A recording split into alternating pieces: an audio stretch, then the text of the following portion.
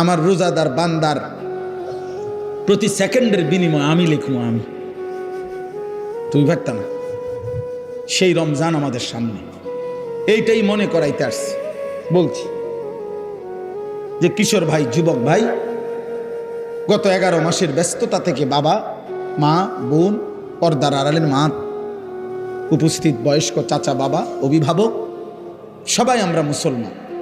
আরেকবার ঘুরে দাঁড়ান, রমজানকে কাজে লাগা।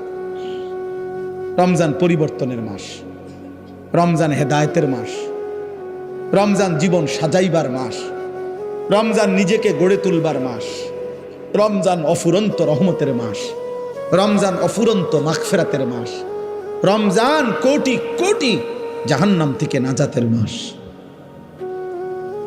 রমজানকে কাজে লাগা, রমজানকে কাজে লাগা।